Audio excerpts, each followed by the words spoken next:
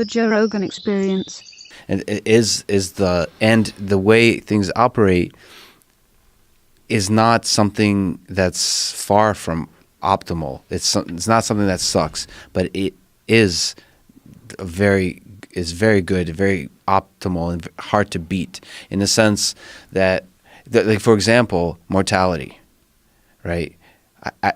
Is death important for creation? Is death important for us human beings? For life, for us as a society? Is it important for us to die? Like, if you could live forever, would you live forever? Well, I think you miss out on the possibility that there is something. Well, I had this conversation with C.T. Fletcher yesterday because, he survived a heart transplant a year and 2 days ago. I think what do you think?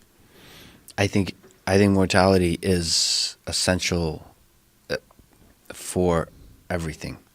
So I think we need the end to be there. Right. But do you think that we need the end to be there for the overall health of the human race or all the organisms on Earth? Or do you think we need it to be there because there's something else? Do you think there's something else that happens to you when your body stops existing? Do you think your consciousness transcends this dimension? I think I'm not smart enough to even think about that. That's a great answer. So I think everybody on Earth has that exact same answer if they're being honest. So you talked about atheism and so Yeah. on. I used to think atheism means what I just said. Right. But it's more. We know so little.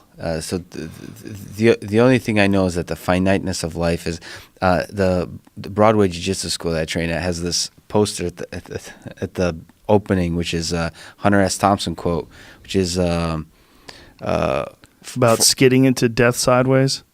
Is that the one? That's a good one. No, for all moments of beauty, many souls must be trampled.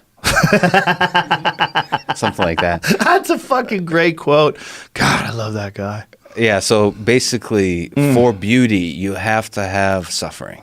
I do not disagree with you. I do not disagree with any of the things you said. And I think there's always a possibility that human beings are the most advanced life form that's ever existed in the cosmos. There's always that.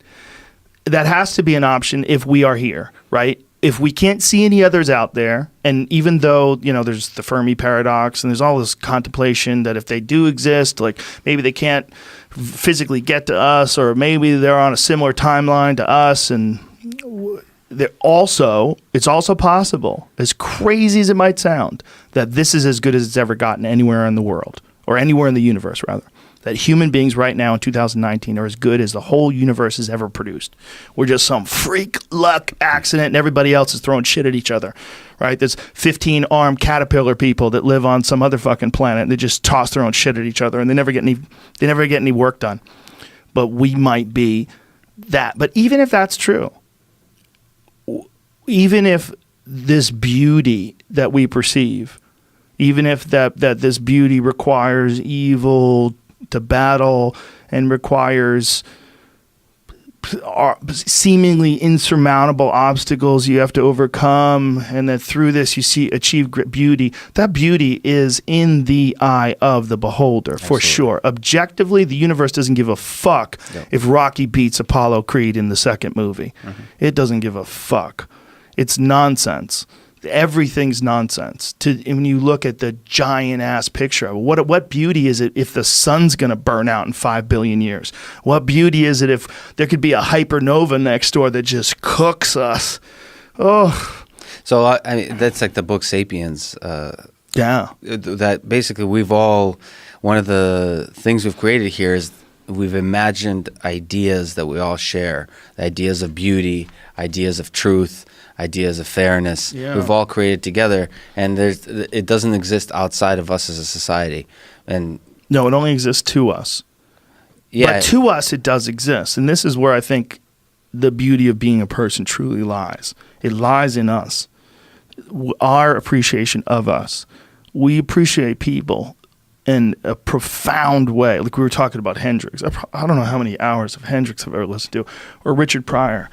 How many hours of Richard Pryor I watched, and how much that affected me as a kid.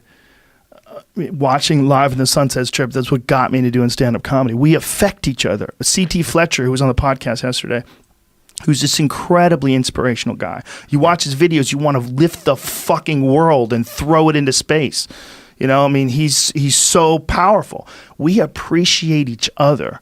We appreciate people. So all those things you're saying are real, like for us. They're real for us. My concern is not that. My concern is that we are outdated. My concern is not that there's not beauty in what we are. I am a big appreciator of this life. I appreciate human beings in this life and human beings, their contributions. And as I get older, like particularly like over the last few years, I started doing a lot of international travel.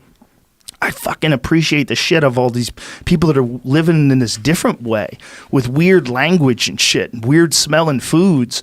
And I like to think, like, what would it be like if I grew up here? Like, these are just people, but they're in this weird sort of mode. Yeah. You know, I think we're insanely lucky that we have this enthusiasm for each other, that we have this like for your work, man. I have this deep enthusiasm for what you do. I'm fascinated by it. I love being able to talk to you and pick your mind about like you're out there coding these fucking vehicles that are driving themselves. Artificial life on wheels. I don't think any other animal appreciates each other the way people do. I mean, I might be wrong. The way people do, right? Yeah. I might be wrong about dolphins and whales. I mean, maybe they love each other just as much as we do, just in a different way. But where does AI fit into that? So you're worried. I'm worried that we are Australopithecus and AI is going to come along and make us look stupid. The only reason why Australopithecus would be cool today is if we found a gang of them on an island somewhere. We were like, holy shit, they survived. They never evolved. They're on this island just cracking coconuts and just eating fish, whatever they can catch. That would be amazing. But every undocumented or undiscovered, uncontacted tribe, they're all Homo sapiens, all of them. So it's like, you know.